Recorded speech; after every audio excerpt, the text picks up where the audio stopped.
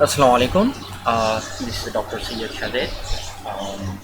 आज का जो हमारा लेक्चर है एनेस्थीसिया फोर्थ सेमेस्टर का, जो लेक्चर नंबर 06 है, वो है ऑपिएट्स।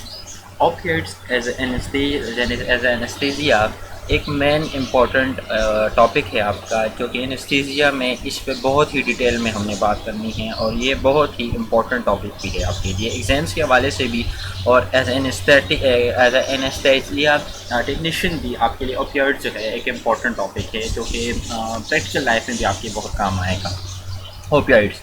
ओपिएट्स जो होते हैं, इसके बारे में जो हमने डिटेल में पढ़ना है, इसके बारे में पढ़ना है। फिर इसका मैकेनिज़्म ऑफ एक्शन के ये काम कैसे करता है, कहाँ पे जाके इफ़ेक्ट करता है, उसके साथ साथ फिर इसके यूज़ेस क्या होंगे, किस किस के लिए हम यूज़ कर सकते हैं, कौन सी चीज़ है जिसके लिए हम ये यूज़ कर सकते हैं। इसके बाद अगर ये हम यूज़ कर सकते हैं तो उसके बाद इसके साथ इसके साइड इफ़ेक्ट्स भी आएंगे। जाहिर सी बात है, अगर वो ड्रग एक जगह पे जाके इफ़ेक्ट कर रहा है, अच्छा इफ़ेक्ट कर रहा है, लेकिन दूसरी जगह पे वो साइड इफ़ेक्ट कर रहा है, वो एडवर्स इफ़ेक्ट काज कर रहा है, तो उसके बारे में भी हमने पढ़ना है डिटेल में। फिर इसके जो क्लासिफिकेशन है, क्योंकि ये सब ब्रांच है, ये एक मेन टॉपिक है, तो इसके साथ इसके ब्रांचेस भी आते हैं, तो इस पे हमने बात करनी है। मेन इसके साथ जो इम्पोर्टेंट मैंने इस पे बात करनी है वो है इसका ड्रग अब्यूज़। स्पेशली आप सबको पता है कि ड्रग अब्यूज़ सबको पता होगा कि ड्रग एडिक्शन ओपियाइड्स है, क्योंकि ये जो है ओपियम एक किस्म का एक पौधा होता है जिसको हैश हैश भी बोलते हैं, उससे ये तैयार किए जाते हैं, जो कि आजकल बैन है।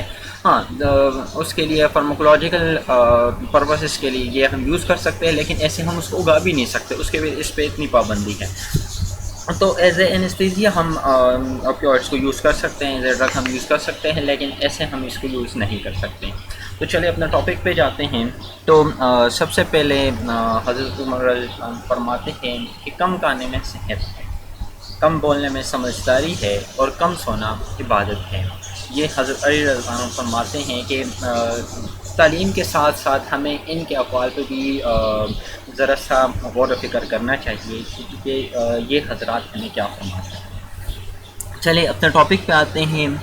आपने इस तस्वीर में जो आपको ये जो नज़र आ रहे हैं ट्रामाडोल आप सब ने देखे भी होंगे, बहुत सारे मार्केट में आजकल अवेलेबल भी यही है। पेन किलर है, जैसे पेन किलर हम यूज़ करते हैं अक्सर आप सबको पता होगा, किसी का फ्रैक्चर हुआ तो उसको ट्रामाडोल दिया होगा, ठीक है, या अगर कोई किसी को ऑस्टियोआर्थराइटिस है तो उसको भी हम ये इस किस्म का ड्रग हम दे सकते हैं, ताकि उसका पेन जो है तो वो क्या हो गया, वो रिलीफ उसके पेन को रिलीफ हो जाए।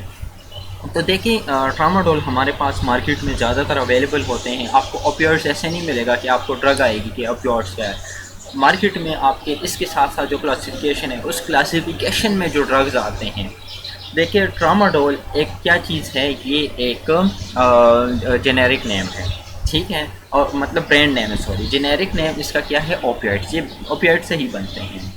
तो आपने घबराना नहीं है। ट्रामाडोल अगर आपके पास आ गया, क्वेश्चन भी आ गया, किसी ने पूछ भी लिया कि भाई ट्रामाडोल क्या चीज़ है, तो आपने उसको बता देना कि ट्रामाडोल जो है ये क्या चीज़ है, ओपियोइड्स हैं।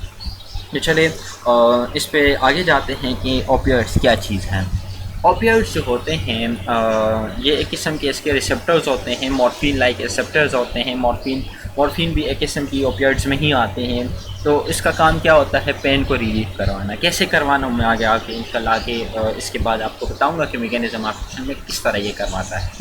तो मेडिकली ये ज़्यादातर यूज़ होता है पेन रिलीफ के लिए, एज एनेस्थीसिया भी यूज़ हो सकता है, और डायरिया है तो उसकी सप्रेशन के लिए भी, उसको बंद करवाने के लिए भी हम ये यूज़ कर सकते हैं। बहुत सारे डिसऑर्डर्स होते हैं, उसकी रिप्लेसमेंट के लिए भी हम ओपियोइड्स यूज़ करते हैं। जैसे कि बहुत सारे ऐसे ड्रग्स हैं जैसे कि जिस पे हम एडिक्ट हो जाते हैं, तो ओपियोइड से उसको हम क्या कर सकते हैं, उसकी रिप्लेसमेंट करवा सकते हैं। और अगर इसके साथ मैं ये भी आपको बताऊं कि जो रिवर्सिंग ओपियोइड ओवरडोज होते हैं, अगर किसी ने ओवरडोज कर लिया किसी ड्रग, तो उसके लिए भी हम ये यूज़ कर सकते हैं।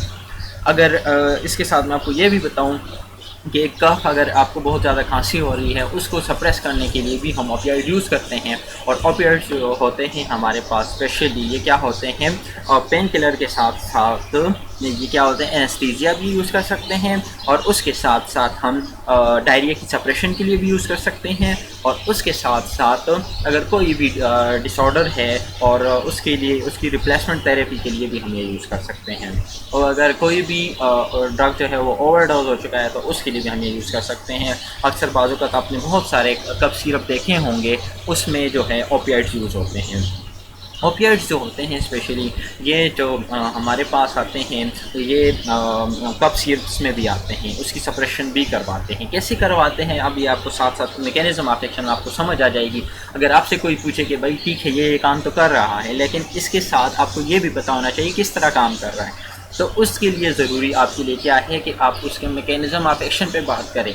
मैकेनिज़्म ऑफ एक्शन किस तरह आपको पता होना चाहिए। अगर आप एक गोली लेते हैं, ठीक है, फॉर एग्जांपल आपने ट्रामाडोल ले लिया, आपको फ्रैक्चर हुआ है, पेन हो रहा है आपको, तो उस पेन को ख़त्म कैसे करता है। गोली तो आपने पेट में आपने मुंह में डाल दी, पेट में चली गई, उसका जो भी हुआ, आपको अब कैसे है कि पेन कैसे ख़त्म हुआ। तो उसके लिए आपको ज़रूरी है, आप में और बाकी लोगों के लिए ज़रूरी है, आपको इतनी समझ आनी चाहिए कि ये ड्रग किस तरह काम करता है। ठीक है, तो चले अब आते हैं हम अपने मैकेनिज़्म ऑफ एक्शन पे।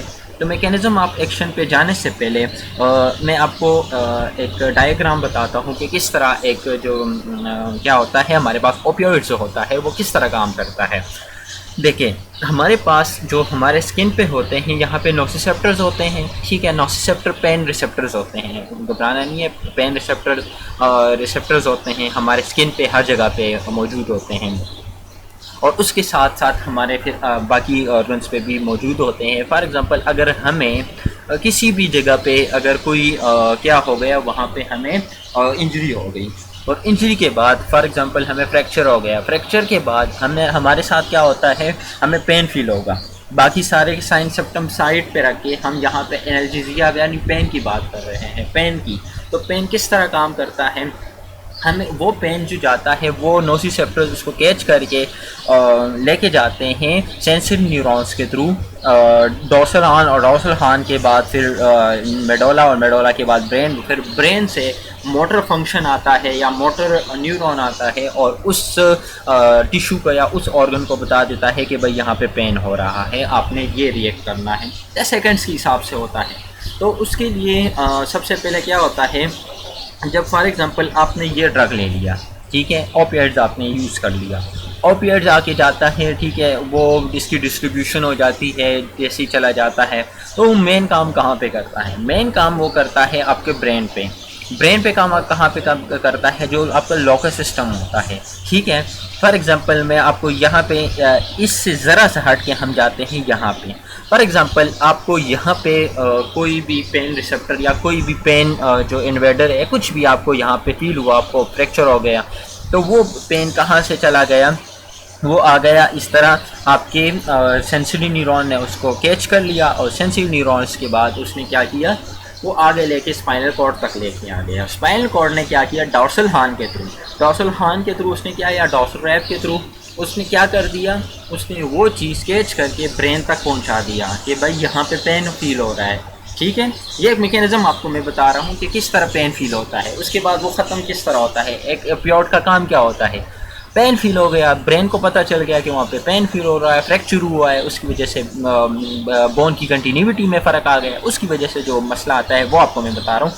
तो उसमें हम क्या करते हैं, वहाँ पे आपने एक चीज़ याद करनी है कि वो वहाँ पे चला जाता है, ब्रेन ने फिर ऑर्डर पास करना है मोटर न्यूरॉन के थ्रू, मोटर एक्शन पास कर देना है, एक नर्व पास कर देना है, उसने बताना है कि हाँ भाई आपने ये एक्शन लेनी है। तो यहाँ पे ओपियाइड्स का काम आता है। कहाँ पे काम आता है, जब पेन वहाँ पे आ तो जाता है, लेकिन वहाँ से ब्रेन जो होता है, ब्रेन किस तरह फिर फंक्शन करेगा, वो जैसे मैंने आपको पिछले लेक्चर्स में भी बताया था कि जब भी दो न्यूरॉन्स या दो नर्व एक दूसरे से कनेक्शन बनाते हैं तो वो किस न्यूरोट्रांसमीटर्स के थ्रू बनाते हैं, ठीक है, इसके थ्रू बनाते हैं, न्यूरोट्रांसमीटर्स के थ्रू। तो न्यूरोट्रांसमीटर्स के थ्रू उसके कुछ प्री साइनेप्टिक मेम्ब्रेन्स होते हैं, तो उसके थ्रू वो क्या काम करते हैं, उसके थ्रू वो एक दूसरे से, या न्यूरोट्रांसमीटर्स होते हैं उसके थ्रू फिर वो क्या काम करते हैं, एक दूसरे को मैसेज पहुंचाते हैं, मैसेज पास करते हैं। तो उसमें उसके बीच क्या हो जाता है, हमने क्या ले लिया, अब यहाँ पे उसके फंक्शन स्टार्ट हो जाते हैं। वहाँ पे पेन फील हुआ, मैसेज आ गया भाई यहाँ पे पेन है, यहाँ पे पेन फील हो रहा है। हमने फॉर एग्जांपल ओपियोइड्स लिया है, ट्रामाडोल वगैरह, जो भी हम इसके जो ब्रांड्स हैं इंशाल्लाह उसके बाद हमने आगे जाके पढ़ना है। तो हमने फॉर एग्जांपल ट्रामाडोल ले लिया, यहाँ पे इसका काम आता है, कहाँ पे, यहाँ पे इसका काम आता है कि उसने क्या कर दिया, वो जो मैसेज वापस जाना है उस टिश्यू तक पेन का, तो वो क्या हो गया, वो स्टॉप कर देगा। किस तरह स्टॉप कर देगा, इसके बीच में यहाँ पे आपको इसमें आपको नज़र भी आ जाएगा कि यहाँ पे ये जो आपको नज़र आ रहा है, इसमें यहाँ पे क्या हो जाता है कि जो टर्मिनल्स होते हैं इसके बीच में जो मैसेज फॉरवर्ड करते हैं, यहाँ पे मॉर्फिन पहुँच जाता है। क्या पहुँच जाते हैं, मॉर्फिन या ओपियोइड्स पहुँच जाता है। इसके बीच में गैप मतलब करवा देता है, उसके बीच में आ जाता है। तो वो क्या काम करता है, उसने मैसेज ही नहीं आगे फॉरवर्ड करवाना होता, मैसेज ही नहीं आगे जाता, उसकी वजह से क्या हो जाता है, मैसेज ब्लॉक हो जाता है और उसके साथ क्या हो जाता है, सारा सब कुछ जो मैसेज फॉरवर्ड होता है वो बंद हो जाता है और जो पेन का जो वो होता है, मैसेज होता है, वो फील नहीं होता, वहाँ पे वो स्टॉप हो जाता है। तो ये एक किस्म का मैकेनिज्म ऑफ एक्शन है जो मैं आपको आसान अल्फाज में समझाना चाह रहा था कि पेन फील होता है, पेन तो चला जाता है ब्रेन तक, लेकिन वापस वो फंक्शन नहीं आता। वो किस तरह नहीं आता, तो इस डायग्राम में मैंने आपको सारा बता दिया। अब जो हमारे पास आता है, इसका जो ये कहानी जो सारी थी, हमने इस पे हमने अब बात करनी है। इसके ये जो सारी बातें मैंने की, ये यही से मैंने की है कि ओपियोइड एक किस्म का ड्रग है, ठीक है। टाइफाइड मतलब एक किस्म का मॉर्फिन इसका इसी के साथ आता है। तो इसकी फार्माकोलॉजिकल एक्शन ये प्रोड्यूस करता है जो एनाल्जेसिया के लिए ज़्यादातर काम का, एनाल्जेसिया का मतलब पेन के लिए ज़्यादातर काम करता है। जो इसके रिसेप्टर्स होते हैं, ठीक है, जो आपको नोसिसेप्टर्स का मैंने आपको बताया, वो वहाँ पे इसके रिसेप्टर्स मौजूद होते हैं। तो ये वहाँ पे जाके असर करता है, उसको आगे ही नहीं जाने देता। प्री साइनेप्टिक एक्शन भी इसके होते हैं। तो ये क्या काम कर देता है, यही जो आपको मैं बताना चाह रहा था कि ये क्या काम करता है, प्री साइनेप्टिक एक्शंस को क्या कर देता है, इनहिबिट कर देता है। किसके, न्यूरोट्रांसमीटर के, वो इसको इनहिबिट कर देता है। तो जो नर्वस सिस्टम का काम होता है उसको क्या काम, वो ब्लॉक कर देता है, वहाँ से ऑर्डर ही नहीं आता, वहाँ से मोटर फंक्शन ही नहीं आता। उसकी वजह से क्या होता है, वो मैसेज ब्लॉक हो जाते हैं, तो पेन ही नहीं फील होता। तो ये एक मेन आपके पास एक मेन चीज़ है जो आपको इसके बारे में पता होना चाहिए कि ओपियोइड्स किस तरह काम करते हैं। ओपियोइड्स या मॉर्फिन ये एक किस्म के ड्रग्स होते हैं। ये किस तरह काम करते हैं, एनाल्जेसिया के इफेक्ट प्रोड्यूस करते हैं, ठीक है। और ये किस तरह काम करते हैं, नर्व्स के न्यूरल सेल को या मेम्ब्रेन को उस पर जाके इफेक्ट करता है। इसका ये न्यूरोट्रांसमीटर्स को इनहिबिट करता है और ये जो स्पेशली काम करता है नर्वस सिस्टम पे, और नर्वस सिस्टम को न्यूरोट्रांसमीटर को इनहिबिट करवा के नर्वस सिस्टम पे मेन पास करके वहाँ से मैसेज आगे नहीं फॉरवर्ड करवाता। ये आपके पास एक मेन एनाल्जेसिक इफ़ेक्ट इसके आते हैं जो इम्पोर्टेंट भी है और आपको आने भी चाहिए। तो इस डायग्राम से आपको कम से कम इतना अंदाज़ा हो गया होगा कि वहाँ पे वो मैसेज किस तरह ब्लॉक हो गया, किस तरह वो पेन जो है वो वापस ही नहीं आया और वहाँ पे वो ब्लॉक हो गया। पेन हो रहा है लेकिन वहाँ पे ओपियोइड्स ने उस मैसेज को ही ब्लॉक कर दिया, वो उसको फील ही नहीं हो रहा। तो एनाल्जेसिया या ओपियोइड्स का ये एक मेन फंक्शन है और मेन काम है। अच्छा, फिर आते हैं इसके यूजेस पे। मॉर्फिन ये आपके इसकी क्लासिफिकेशन में पढ़ेंगे। मॉर्फिन क्या होता है, ये एनाल्जेसिक भी यूज़ होते हैं एनाल्जेसिक। अक्सर बाज़-औक़ात क्या होता है कि इसमें जो हमारे पास आते हैं सीवियर पेन आते हैं, शार्प पेन आते हैं या विज़रल पेन होते हैं, तो उसके लिए हम मॉर्फिन यूज़ करते हैं। सीवियर पेन कब होता है, बाज़-औक़ात जो विज़रल पेन होते हैं, विज़रा से जो पेन निकलता है उसके लिए हम मॉर्फिन यूज़ करते हैं। अब कौन कौन से होंगे, मायोकार्डियल इन्फ्रैक्शन जिसको हम हार्ट अटैक भी बोल सकते हैं, उसके लिए हम मॉर्फिन यूज़ करते हैं। बहुत सारे ड्रग्स इसमें होते भी हैं जिसके लिए यूज़ होते हैं। बर्न्स जो होते हैं, बर्न्स में भी इस तरह शार्प पेन होते हैं, पेंचिंग पेन होता है, उसके लिए भी हम मॉर्फिन यूज़ करते हैं स्पेशली। और फ्रैक्चर ऑफ लॉन्ग बोन्स, जैसा भी मैंने इस टॉपिक में तकरीबन उसी पे मैंने बात की है कि जो फ्रैक्चर्स होते हैं हमारे, तो उसके लिए भी क्या यूज़ होते हैं, उसके लिए भी ये हमारे पास जो ओपियोइड्स होते हैं या मॉर्फिन जो होते हैं वो यूज़ होते हैं। कैंसर के जो पेन होते हैं, कैंसरियस पेन कौन से होते हैं, उनको एक किस्म का न्यूप्लाज्म्स होते हैं, उनको कैंसर्स होते हैं, तो वो बहुत ज़्यादा पेन करते हैं। शार्प पेन होते हैं, विजर्स के पेन होते हैं, या जो भी शार्प पेन या सीवियर पेन होते हैं, उसके लिए भी हम ये यूज़ करते हैं। इसके साथ साथ एक्यूट पल्मोनरी एडीमा भी एक किस्म का वो आता है हमारे पास, जो पल्मोनरी एडीमास होते हैं, उसके लिए भी हम क्या चीज़ यूज़ कर सकते हैं, मॉर्फिन यूज़ कर सकते हैं। अब आते हैं हमारे पास पेटिडीन या पेटिडीन आते हैं हमारे पास। ये भी सेम लाइक जैसे कि इसमें भी बताया गया है कि ये मॉर्फिन लाइक इफेक्ट काज करता है, मॉर्फिन की तरह ही काम करता है। जैसे ऊपर हमने बात की है कि एज एनाल्जेसिक ही काम कर सकता है। Epidural analgesia for obstetric labour, ये ज़्यादातर पेटिडीन आपको पता भी होगा, ये ज़्यादातर जब गायनी वार्ड में या गायनी के उसमें ऑब्स्टेट्रिक लेबर में, वहाँ पे ये ज़्यादातर epidural as epidural analgesia use होता है। मेथाडोन आते हैं, एक मेन ड्रग है, ठीक है। ये बाज़ोकात इस तरह होता है, जो लोग मॉर्फिन बहुत ज़्यादा यूज़ करें या हीरोइन जो होते हैं, एक किस्म के क्या होते हैं हमारे पास ड्रग्स होते हैं, अगर वो लोग जो ड्रग एडिक्टेड होते हैं उनकी एडिक्शन को उनकी एडिक्शन को छुड़वाने के लिए हम क्या करते हैं, मेथाडोन यूज़ करते हैं। तो ये आपके सामने ये ड्रग्स हैं, मॉर्फिन जो होते हैं, पेटिडीन होते हैं, मेथाडोन, ये इसके मेन सब ब्रांचेस हैं, ठीक है। आपको मैंने यही बताया कि इसके ब्रांचेस में कौन कौन से मेन यही है, मॉर्फिन, मेथाडीन वगैरह वगैरह, ये इसमें आते हैं। मॉर्फिन एक मेन ड्रग है जो स्पेशली हम ज़्यादातर यूज़ करते हैं। पेटिडीन आपने ज़्यादातर नहीं सुना होगा, हाँ, अगर जो इसका वास्ता उन लोगों से जो गायनी वार्ड्स में आते हैं, गायनी यूनिट में होते हैं, उनके साथ इसका वास्ता ज़्यादातर आता है। मेथाडोन होता है, मेथाडोन क्या चीज़ है, ये भी हम यूज़ करते हैं हीरोइन की या मॉर्फिन की डी एडिक्शन के लिए, ताकि उसकी नशा को छुड़वाने के लिए हम मेथाडोन यूज़ करते हैं। तो ये भी हमारे पास एक किस्म का मेन ड्रग है। तो अब इस पे आते हैं हम इसके साइड इफ़ेक्ट्स पे। साइड इफ़ेक्ट इसके जो कामन होते हैं और इसके साथ साथ फिर लेस कामन कौन कौन से होते हैं। जो लेस कामन वो होते हैं जो किसी लोगों को, सबको नहीं होता, लेकिन किसी ना किसी को हो जाता है। अब आते हैं हमारे पास कॉमन साइड इफ़ेक्ट्स की क्या होते हैं। कॉन्स्टिपेशन, इसके साथ कॉन्स्टिपेशन ज़्यादातर काज हो सकता है, ठीक है।